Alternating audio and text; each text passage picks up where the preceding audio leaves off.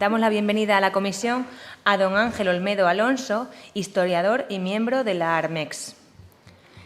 Tiene la palabra cuando esté preparado por un tiempo de 10 minutos. Muchas gracias.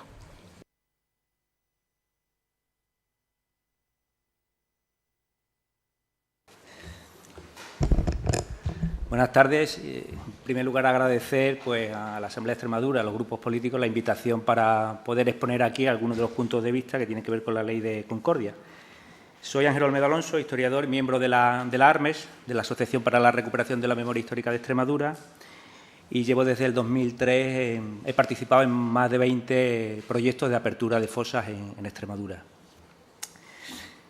Quiero empezar esta breve comparecencia recordando que el 29 de mayo asistimos al debate del Pleno de esta Ley de Concordia varios representantes de asociaciones de víctimas y de familiares de la represión franquista. Estábamos en la tribuna y nos dolió que el diputado de Vox lo primero que hizo al salir al estrado fue dirigirse a estas personas diciendo que éramos rojos y apesebrados. Nos dolió y pensamos que era un mal comienzo para hablar una ley que pretende ser de concordia. Sobre todo en ese momento a mí me removió por dentro, porque yo recuerdo en ese instante, recordé cuando yo escuché por primera vez la palabra rojos, cuando yo tuve conciencia, y fue en sexto de GB, todavía a finales de la dictadura, hace ya bastantes años, y fue en clase, en sexto de GB, cuando el profesor, el maestro falangista, cogió a mi amigo Justo y le dio una paliza delante de toda la clase, acusándole de rojo, porque había ido a una asociación juvenil que se llamaba El Garabato, una asociación juvenil en Navaconcejo, formada por jóvenes, y esa palabra de rojo, nido de rojos que le dijo, a mí se me quedó grabada. Y yo en ese momento pensé, pues esto de rojo quiere decir alguien que piensa de forma diferente y que está en contra de la dictadura. Y si la forma de actuar de esta gente de esta manera, pues no deben ser tan malos los rojos, ¿no? En ese momento, ese discurso que escuchamos el 29 de mayo recordaba mucho aquellos tiempos. Algunas de las expresiones que escuchamos a lo largo de ese debate nos recordó mucho a aquella época. Y los que tenemos, porque tenemos memoria y vivimos todavía aquella etapa final, los estertores del franquismo, pensamos que es peligroso. Y no porque nos llamen rojos, porque bueno, si ser rojo es defender la democracia, luchar por los derechos humanos, buscar a las víctimas de la represión, pues somos rojos. Lo que no podemos admitir es que se nos llame apesebrados.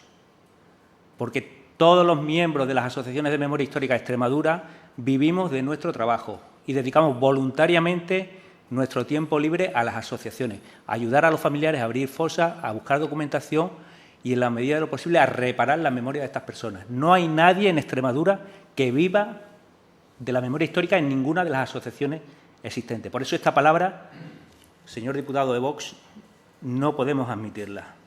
Nos podrá llamar rojo, que para usted puede ser un insulto, para nosotros no lo aceptamos como insulto, pero sí apesebrado.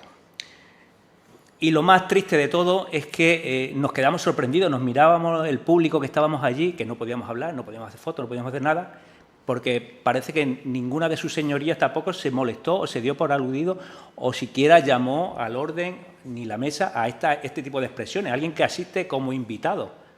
Un invitado cuando va a casa pues se le trata cuando menos con respeto.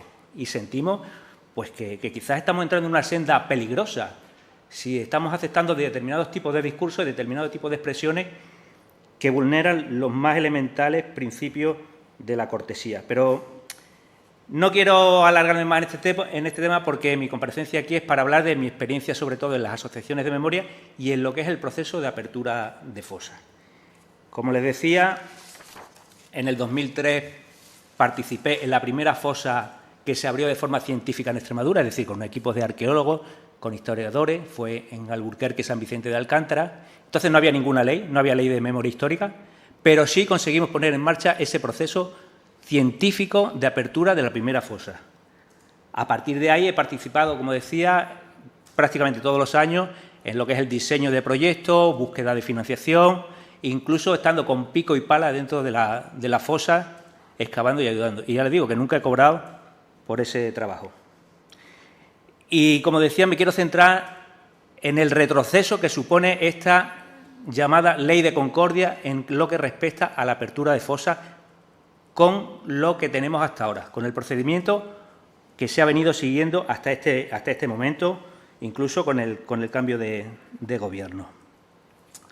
Y voy a poner un ejemplo muy sencillito que creo que se va a entender. En el año 2024, la ARMEC obtuvo financiación de Diputación de Badajoz para hacer unas catas arqueológicas en el cementerio de Torremenga, para buscar a 2 guerrilleros que habían sido desaparecidos, que es la palabra habitual en estos casos, ¿no?, cuando se trata de asesinatos realmente. Bueno, pues esta financiación que se obtuvo en mayo, nos pusimos rápidamente en marcha para elaborar el proyecto, presentarlo a la Consejería de Cultura, y el 11 de junio de 2024 presentamos la solicitud de autorización, que, como saben, es la Consejería de Cultura quien autoriza este procedimiento de excavación de fosa y todo lo que conlleva. El 11 de junio solicitamos ese permiso y el 18 de junio teníamos ya la autorización. No me lo invento, tengo aquí el documento con la actual directora general firmando la autorización porque cumplíamos todos los requisitos. Una semana para poder abrir esa fosa. ¿Y por qué es esto tan importante? Porque habitualmente los procesos de apertura de fosas que están sujetas a la obtención de financiación, como en este caso de Diputación, tienen un proceso de 1 año para justificar, realizar el proyecto y justificar.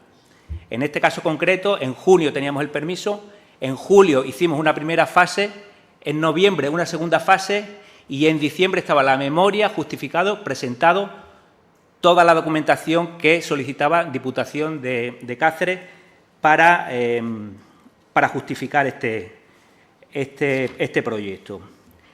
¿Cuál es la diferencia con la ley que se quiere aprobar en esta Asamblea de Extremadura? ¿Y por qué va a ser perniciosa para todo lo que conlleva la apertura de fosas? Porque lo primero que pone son trabas y dificultades y un camino de obstáculos hasta obtener ese permiso de excavación. Como bien saben sus señorías, habla de una comisión, una especie de tribunal o de comisión que va a ser primero quien evalúe. Una comisión que está formada, no hay ninguna asociación, no hay ninguna representante de las entidades asociativas, sino que está formada por la Administración y algún otro miembro que quiera invitar de la universidad, pero no tiene para nada voz las asociaciones. Esta comisión se reúne cada 3 meses, o sea, llevamos ya un retraso de 3 meses. Pero es que además hay que publicarlo en el DOE, que llevará otros 2 o 3 meses, cosa que no se ha hecho ni aquí ni en ningún sitio, publicar una excavación arqueológica en el DOE. ¿Qué motivo tiene? Bueno, más plazo. Pero es que también se abre la posibilidad que se pueda alegar, es decir, que algún familiar lejano, que siempre suele haber alguien que se oponga o que ponga trabas para la apertura, se considerará y se valorará también. Con lo cual, lo que hasta ahora eran 1 semana, podemos llegar a 6, 7, 8 meses. ¿Qué quiere decir? El año pasado en Torremenga, si en junio teníamos el permiso y tenemos que contar 7, 8 meses, significa que el proyecto no se ejecuta, porque nos vamos a enero, febrero del año siguiente. Y esa subvención hay que devolverla y al final no se ejecuta. Por eso, estos trámites que incluye esta ley son perniciosos para este proceso de apertura de fosas. Pero es que además no es solamente eso, sino que en el mismo artículo 11 se dice que por simple dejadez la Administración, y los que conocemos la Administración sabemos qué pasa habitualmente, por dejadez puede dejar morir cualquier proyecto de solicitud, porque dice en el artículo 11, la falta de resolución expresa en el plazo de 6 meses desde la solicitud les habilitará a tener por desestimadas sus pretensiones por silencio administrativo. Es decir, por simple dejadez no tiene ni que pronunciarse la Junta de Extremadura. Voy más allá, es que se limita la apertura de fosas. Lo que hasta ahora había sido un proceso de cogestión de aperturas, como viene recogido en la anterior ley, en el que la sociedad civil, las asociaciones, junto con la Administración, podían abrir fosas. En este proyecto se limita, es más, se excluye a todas aquellas asociaciones que no sean de la cuerda de esta ley. Porque lo dice claramente en el apartado B. Las entidades que se reconozcan por la Administración autonómica como vinculadas a la concordia, es decir, quedan excluidas las asociaciones de memoria. O Si no cambian el nombre de los estatutos y se hacen ahora ya de Concordia. Y dice que no renuncia a sus principios para pasar a ser asociaciones de concordia. Aunque sí, claro, acogiéndose a esta concordia, podrían inscribirse a asociaciones franquistas, por ejemplo, y podrían participar en todo este proceso. Conclusión. La nueva ley que dice que se van a seguir abriendo fosas, es lógico, dice, no se opone, no lo impide, que se abran fosas, pero en la práctica se ponen tantas trabas que va a ser muy difícil seguir abriendo fosas, al menos al ritmo que se venía haciendo hasta ahora. Y por eso esta ley de concordia es claramente una vuelta atrás en lo que hemos avanzado estos años, tanto a nivel regional como estatal. Y es contraria a las resoluciones de la ONU en cuanto a la búsqueda de desaparecidos y reparación para las víctimas. Y es que es sencillo, fue mucho más fácil asesinar y hacer desaparecer a las víctimas que poder recuperarlas. Es que es absurdo, ¿dónde hemos visto esto, no? O sea, para eso no se puso ningún trámite y ahora vamos a poner cada vez más trámites, más dificultades para poder acceder y encontrarlas. Claro, al final lo que se trata es de alargarlo y que esto pues, cada vez se eternice más. Quiero acabar con el recuerdo a las más de 14.000 víctimas de Extremadura,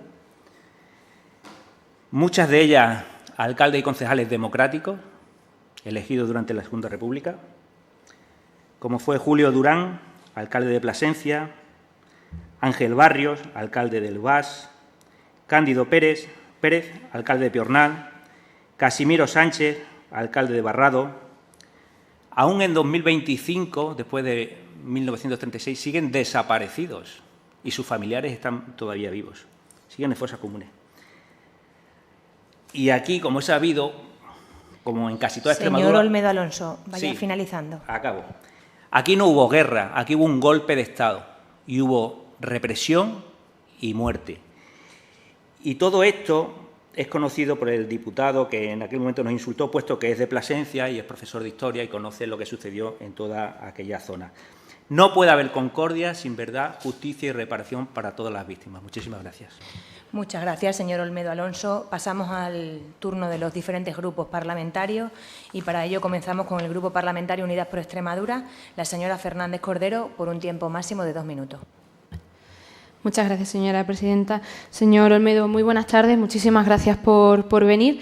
Desde nuestro grupo parlamentario pedimos su comparecencia precisamente porque usted es un experto y lleva trabajando durante muchísimo tiempo para recuperar la dignidad la dignidad de Extremadura, porque al final los que están en esas cunetas son personas que lucharon de manera por proteger una democracia que se eligió y que lo que hubo fue un golpe de Estado. Me ha resultado muy clarificadora sus aportes porque efectivamente es uno de los puntos en los que los señores del PP y los señores de Vox intentan rebatirnos, que es que van a seguir habiendo exhumaciones, pero es que en esta ley de concordia no se especifica cómo tienen que hacerse las exhumaciones ni cómo se tienen que ejecutar. Usted, completamente experto de cómo se tienen que ir haciendo estos procedimientos burocráticos y usted ha descubierto la trampa, que efectivamente cuando se va aletargando y cuando se va postergando, lo que sucede es que esas subvenciones se pierden porque los presupuestos van de año en año. Yo también estuve además creo que he estado solo una vez o 2 veces en una exhumación y fue en mi pueblo, Navalmoral de la Mata. Y ya le pregunto, cuando ustedes abren las fosas, cuando ustedes están buscando esa verdad, esa reparación de los familiares que así lo piden, ¿usted ve algún revanchismo cuando recogen o cuando recuperan los restos de las víctimas? ¿Usted ve algún enfrentamiento cuando esto se hace? ¿O simplemente es una justicia y una reparación de la que vamos tarde, pero que poco a poco se ha ido haciendo y que creo que tenemos que seguir manteniendo? Sin mucho más, muchísimas gracias por su comparecencia y por estar hoy aquí con nosotras. Muchas gracias, señoría. Por el Grupo Parlamentario Vox tiene la palabra el señor Sánchez Ocaña. Gracias, señora presidenta. Señor Olmedo, bueno, gracias por su comparecencia, con la cual no comparto, por supuesto, pero le quiero aclarar lo que ha vertido sobre mi persona, ¿no? Partiendo de la base que sabe usted que los diputados gozamos de inmunidad en el Parlamento, ¿no? No me refería a la tribuna a los presentes de las asociaciones memorialistas. Yo me dirigí a los rojos apesebrados que ese día, recuerdo, formaban parte de la tribuna, puesto que tomaba posesión como diputado el número 1, el mayor corrupto del PSOE extremeño, que era el señor Miguel Ángel Gallardo, y a ellos me dirigí. De hecho, si no recuerdo mal, mis palabras fueron algunas... sí. A ver, por favor. Por favor. Por favor.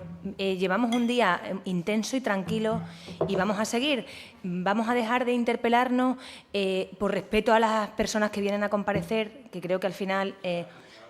Bueno, yo he escuchado muchas cosas hoy y yo no voy a decir aquí lo que he escuchado porque he escuchado mucho. Entonces, yo como presidenta lo único que le digo es que vamos a mantener la calma, ¿vale? Y vamos a continuar escuchando a los comparecientes y escuchando a los diferentes grupos, que es de lo que se trata. Y estamos aquí para eso. Entonces, no vamos a hacer ningún tipo de debate político interpelándonos entre nosotros. Vamos a respetar lo que cada uno de los grupos está diciendo, como llevamos haciendo todo el día. Continúe. Muchas gracias, señora presidenta. Lo dicho, yo, si no recuerdo mal, aunque la memoria falle, me dirigía a los rojos apesebраdos de la tribuna ya ausentes, que fueron aquellos adláteres, ¿no?, digamos, y demás cipayos que debía ganar Gallardo pues algún puesto político. Y a partir de ahí me dediqué en la exposición a defender la ley de concordia. Nada más y nada menos. ¿Que ustedes se han sentido insultados? Pues realmente y sinceramente lo siento, pero es su problema, no el mío. Por lo tanto, como usted ha dicho, conozco los hechos, por supuesto que los conozco y por eso defiendo y defenderé la ley de concordia que se va a aprobar en las próximas semanas, ¿no? Y bueno, decirle únicamente que bueno, han tenido 20 años para actuar y realmente han mostrado la ineficacia de esas dos leyes, tanto la ley de memoria como la ley tanto la ley de memoria histórica como la ley de memoria democrática. Por lo tanto, han demostrado esa dejadez y esa ineficacia del Gobierno, tanto socialista como comunista, que ahora nos gobierna. Y, por último, bueno, pues decirle que se va a aprobar la ley de concordia en las próximas semanas por una razón muy clara, y es que Extremadura pues va a hacer ahora, bueno, ha hecho ahora hace 2 años y tuvo una cosa muy clara y es de alabar, y es que decidió dejar atrás el socialismo por su buena fortuna. Gracias. Muchas gracias, señoría. Por el Grupo Parlamentario Socialista tiene la palabra la señora Torrado Viera. Gracias, presidenta. Gracias, señor Olmedo, por su presencia hoy aquí, sobre todo también por el trabajo constante que viene desarrollando hace años en la recuperación de la memoria democrática en Extremadura, tanto desde la investigación como de la acción memorialística. Y, por supuesto, también por la gran exposición que usted nos ha hecho hoy aquí. Comparto con usted sus palabras y su pesar ante los insultos y el maltrato recibido por parte de Vox en la sesión plenaria.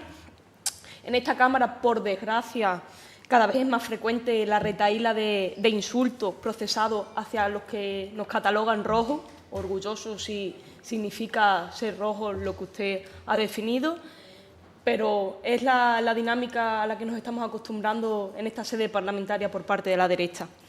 Desde nuestro grupo parlamentario manifestamos nuestro profundo rechazo a una ley que, bajo la apariencia de neutralidad, no solo diluye los avances logrados en términos de justicia y reparación, sino que distorsiona el relato histórico al eliminar las referencias a los lugares de memoria y suprime el régimen también sancionador. Esta ley no construye concordia, más bien representa un intento de imponer una falsa equidistancia que legitima el olvido en nuestra tierra y favorece el revisionismo. Como historiador, usted conoce bien la importancia del rigor metodológico y documental para preservar la verdad. Esta ley, sin embargo, parece más interesada en sustituir la política pública de memoria por una narrativa ambigua que confunde etapas históricas, mezcla contextos muy distintos y niega el carácter específico de las víctimas del franquismo sin referirse ni a ellas.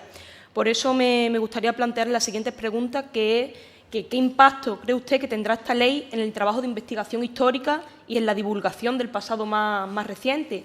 Y, de igual manera, ¿en qué papel queda para entidades como la que usted representa, Armix, dentro del marco legal que se propone en esta norma?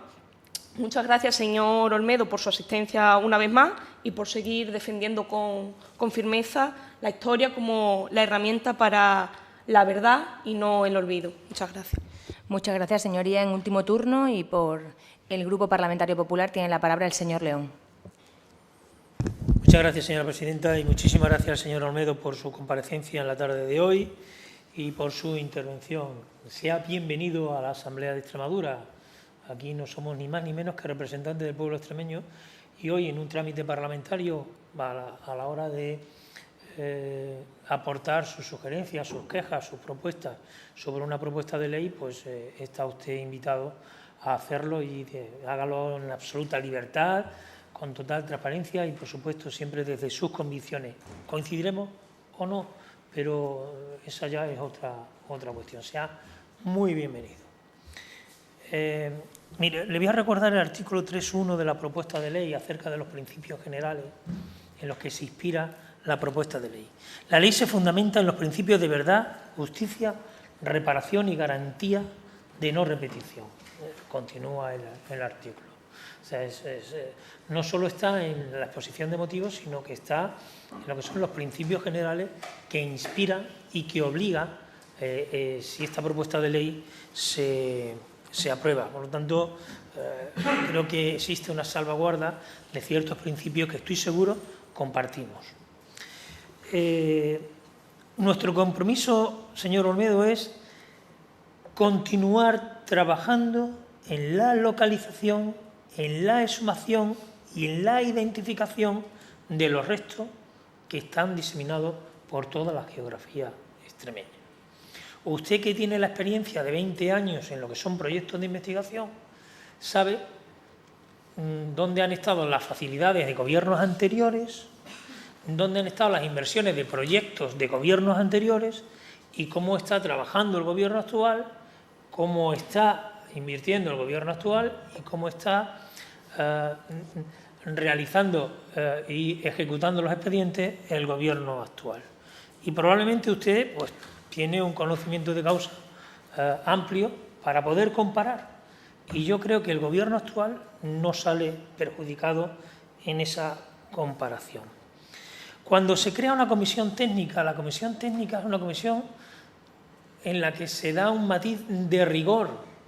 Por eso está constituida mayoritariamente por técnicos, para que se actúe de forma rigurosa y también se actúe bajo los principios de eficacia y de eficiencia, no para obstaculizar, no para retrasar, sino justo todo lo contrario. Pero esto yo me puede creer o no, pero sí que es verdad que bajo esos principios se crea esa comisión técnica. Y luego, una cuestión puntual, la oposición de los familiares. La oposición de los familiares solo a la cuestión de la exhumación, nunca a la cuestión de la localización ni a la de la identificación. Se refiere exclusivamente a la exhumación, que digo yo que algún derecho tendrán los familiares al respecto, ¿no?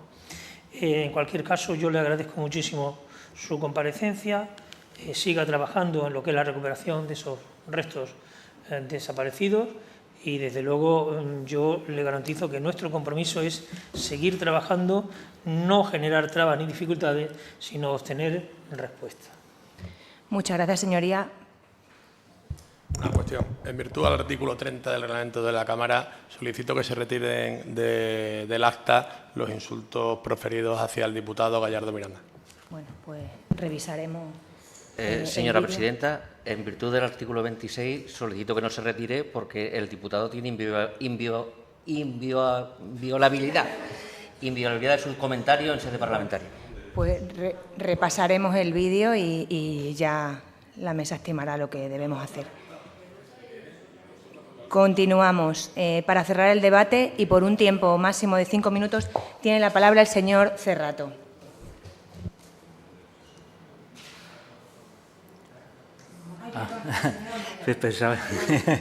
Perdone.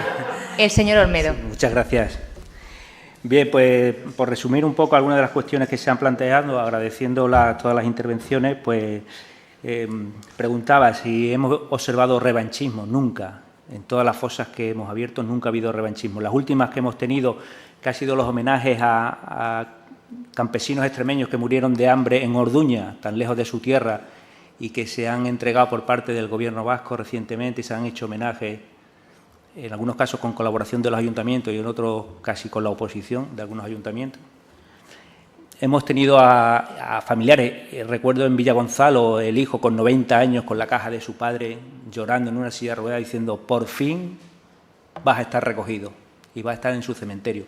Yo nunca he visto ese afán de revancha ni de venganza, nada, todo lo contrario. Eso sí que cierra esa herida que estaba abierta. Se hablaba también del tema de la divulgación. Nosotros siempre que hemos abierto fosas se hace con un espíritu didáctico, de dar a conocer lo que ahí sucedió. Es una forma de enseñar a la sociedad y de reparar esa herida, que los familiares acudan, que vayan, que se explique cómo fue todo el proceso, qué se está haciendo, qué es el trabajo que se está realizando. Y eso viene limitado con esta ley de concordia también. El artículo 17 pone trabas en algunos casos a la difusión de actividades que se realizan en torno a este tipo de trabajo. Y pensamos que lo que se quiere hacer es limitar que esto quede en un ámbito privado, casi por así decirlo, lo que es la apertura de fosas, pues para que el resto de la sociedad no conozca lo que allí sucedió o dónde estaban estos restos. Preguntaban también por el marco legal, la modificación. Nuestra asociación, y yo creo que la inmensa mayoría de las asociaciones de Extremadura van a seguir como están. Nosotros somos Asociación para la Recuperación de la Memoria Histórica de Extremadura, no vamos a ser una asociación para la recuperación de la concordia, no vamos a cambiar. Seguiremos actuando con las herramientas que podamos. Decía que cuando abrimos la del 2003 en Alburquerque no había leyes, hemos estado muchos años sin leyes. Con la ley hemos avanzado más rápido, pero sin la ley no va a desaparecer el movimiento. Seguiremos luchando y seguiremos avanzando. De hecho, muchas de estas fosas se han abierto sin financiación, con voluntarios y voluntarias de las propias asociaciones, cuando son fosas que hay pocas personas de trabajo voluntario. Entonces, aquí lo único que se necesita es, nos pueden poner esa dificultad para la obtención de los permisos, pero se van a seguir trabajando y se van a seguir abriendo de mí.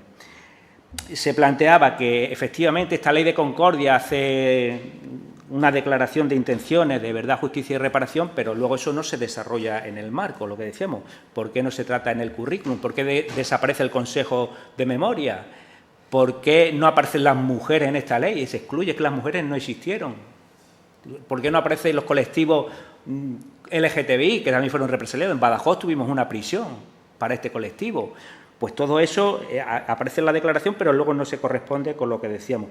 Si esta ley tiene tan buenas intenciones, yo creo que hubiera sido mejor mantener la que estaba, desarrollar. Es cierto que esa ley se ha quedado coja, que no se ha desarrollado, que no se han aportado los recursos necesarios, pero es una buena ley como punto de partida porque se consensuó con todas las asociaciones de Extremadura. Fue muy largo el proceso hasta que se debatió y se pudo traer aquí a esta casa con el consenso de todas las asociaciones y nos hemos sentido respaldados. Es cierto que no al 100% conseguimos todo lo que queríamos, pero sí fue una ley que nos ha permitido en este tiempo que pudiéramos avanzar. Y bueno, pues las inversiones ya no dependen tanto de las asociaciones, sino como el Gobierno, pues que a lo mejor también tenía que haber puesto de su parte hay mucho más.